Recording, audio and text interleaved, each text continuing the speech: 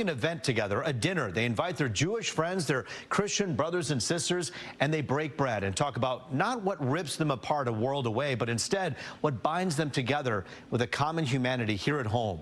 The good old days. I'll tell you about those pictures in just a second. But first, here on Let It Rip, 180 days. The war against Hamas has left 32,000 people dead.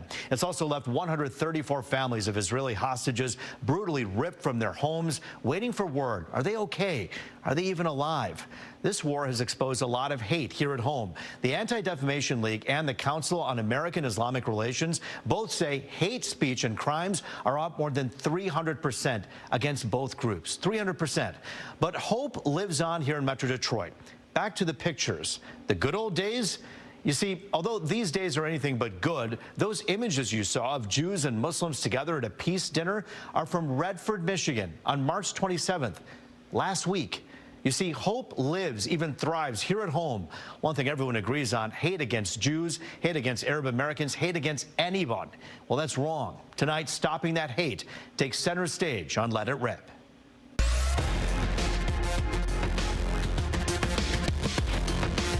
All right, joining us tonight to talk about this really important topic, Dr. Mahmoud Al-Hadidi, founder and chairman of World Peace Outreach, and Rabbi Asher Lopatin, who's the Community Relations Director for the Jewish Federation of Greater Ann Arbor. Fox 2 anchor and attorney Charlie Langton with us as always. And with that, let's have this discussion that can be a tough one because of 6,000 miles away, what's happening is affecting so many of us here at home. 200,000 Arab Americans in Michigan, so many of them affected by this, so many Jewish families hurt by this as well. Today, President Biden had a conversation with Benjamin Netanyahu, and we don't know everything that happened in that call, but I want to ask you, Dr. Al-Hadidi, what do you hope was said on that call? What's your dream call for these two leaders? I wish that President Biden tell Bibi Netanyahu that United States will always be the backbone of international law, will be the protector of human rights, and enough is enough. We have to end this war. We have to end the killing, and the aid has to be delivered to those starving people in Gaza, and a way out of this war has to be found immediately, and not to escalate and not to find another reason and pick another fight like hitting the consulate of Iran in Damascus. I'm not a fan of Iran, but that was wrong. That's bad. Netanyahu should not pick another fight to extend this war, and he should aim to end it. Rabbi, are you afraid that Benjamin Netanyahu is looking for more reasons to extend this war? Well, you know, Netanyahu has always been a very cautious leader, so I actually have to disagree. Iran has been a terrorist state ever since 1979, taking our American hostages, and I don't regard them as they shouldn't be safe anywhere, really. So Iran, we would disagree.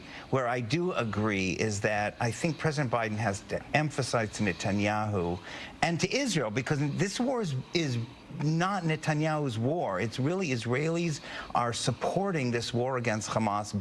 But America, and I think Biden, as he said in the beginning, has to show that while he supports Israel in its war against Hamas, and he's a supporter of Israel, Israel has to provide the humanitarian aid that is critical and has to show sympathy for the death of Palestinians. And it's not easy for Israel to do it because the hostages are still in dungeons underground, and Israel is still hurting and in trauma. But that's what Biden can say. I'm your ally. I'm with you. And you have to care about and show that you care about the humanitarian side of this war. And we're doing all of this in the middle of a political cycle where we're just months away from a huge election. Charlie, how much influence does that have on what this president says on any given day? I think a lot. I think this is a big, crucial factor for Biden's reelection and perhaps for Trump. But certainly Biden is the leader. He is the leader right now. I agree with the rabbi. I really think that Israel's got to come up and say, listen, how much more killing do we need to accomplish here? I mean, the war should be done. We've got to go back, and we got to humanitarian aid has got to come through Gaza. Thank you. And it must right now. It's got to. Thank you. Biden's got to lead the charge. And I think the war's got to stop. After people in the tunnel. And the UN's tried to does not justify killing everybody above the ground.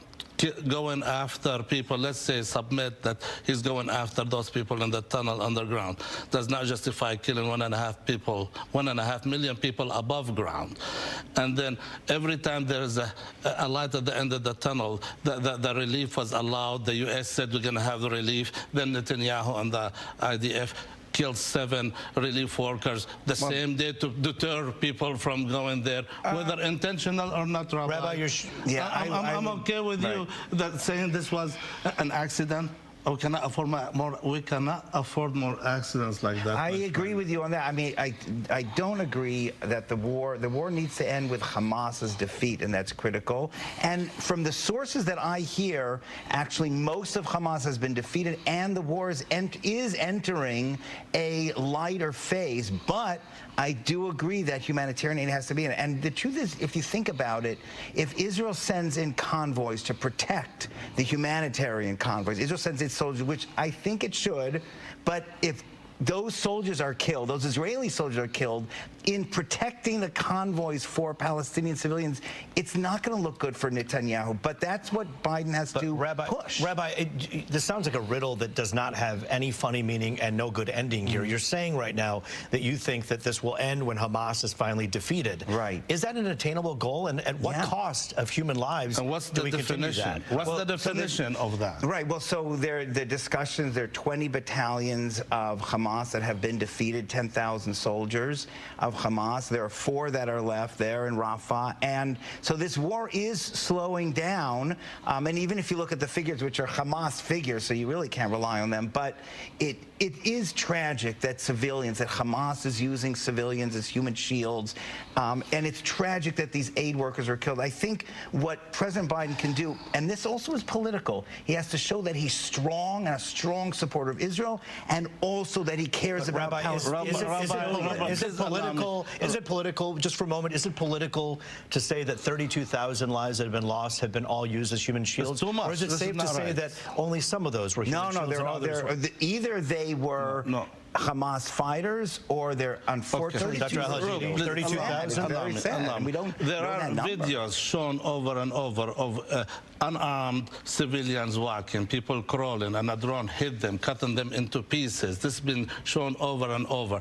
These are not human shields. They're walking on the beach, on a road that was declared to be safe, and they're hunted like animals. This is not right. This is not human shields. I could see if the Hamas is hiding in a building. These people were killed on the beach. They were killed on the street that was declared as a safe passage. But is there an end game to this war? Well, where is the end game? Where is it when Israel says, okay, that's enough, we win, or not? And I don't see it here. It is. President Biden has got he's saying the defeat of Hamas. But then there has to be rebuilding of Gaza. There has to be concern for the Palestinian civilians, and Israel needs to show that, as difficult as it is. So that's the end game, meaning afterwards, the day after. Israel needs a better PR person, I think. We only have about 2 minutes left, and I want to ask you about the reason that the two of you decided to come here today. Just on March 27th, there was a dinner that was held in which a Muslim group held this entire group, and Dr. al-Hadidi led this, and brought Hindus, Christians, and Jews together under one roof. What lessons can Detroit teach the world about how to treat one another, even when we disagree? Dr. al-Hadidi. We're human. We're American citizens. We're neighbors. We're brothers and sisters in humanity. Boycott is not the way. We have to reach out to each other. Boycotting your friend is bad. Boycotting your enemy is even worse, because you lose the chance of making him a friend. In Islam, in Ramadan, idfa billati hiya ahsan means treat people better than they treat you. So maybe they become your friends. By boycotting, you lose that chance. You lose a chance of communication. You lose a chance of ending the hatred. Boycott is bad. And radicalization is worse. We see a lot of radicalization in the Muslim community and in the Jewish community. It's not all hunky-dory at your end. Because when those soldiers are killing 32,000 people, in 6 months, that's like a killing machine. Allow me, please. So there is radicalization there. When you see soldiers, beautiful, allow me to say that, beautiful young Israeli soldiers, but they're making fun of women's lingeries, underwears. They take video while they blowing up Palestinians' homes, and they're making fun of it, parading Palestinians naked. This is a radicalization. Those people were not born like that. They were taught how to torture, how to hate. And same thing goes with the Palestinians. We have to eliminate hate. We have to learn how to live together, look for tomorrow, and how to get the best out of each other. And Rabbi, did that happen at that dinner in Redford? And do you think that that is unique? Because you don't hear about that happening in other cities across America. Dr. Al-Hadidi is a special man. You see how we disagree, and yet I look up to him as a mentor, as a teacher, as a dear friend. So there aren't that many, but there are others. And when there's a Dr. Al-Hadidi and his wife, who's incredible, there is hope. We can disagree, and we can stay here all night disagreeing, but the bottom line is that we come together in peace, and I share his values of humanity, and it was a beautiful, inspiring Ramadan iftar dinner. Well, a Muslim, a Jew, a Christian, and a Hindu sit here in Detroit tonight to deliver the news that perhaps things aren't as bleak, at least when it comes to being able to sit together, break bread, and understand the other's perspective, even when we don't disagree. And the feeling is mutual. And I bet we all agree on many more things than we disagree. That's very true. Good point, Charlie. Dr. Al-Hadidi, I want to say thank you for joining us. I wish we had more time, and we invite you to come back so we can share more of your thoughts. Rabbi, always good to see you. And happy holidays to everybody. Absolutely. Happy Ramadan, happy Easter, happy Passover, and there's Hindu holy holidays. Yes, that passed as well. Yeah. Happy holidays to everybody. Hopefully we'll have better days. Thank you. I love that you ended with that note. Thank you for joining us here today. It's been a tough week for the EV market.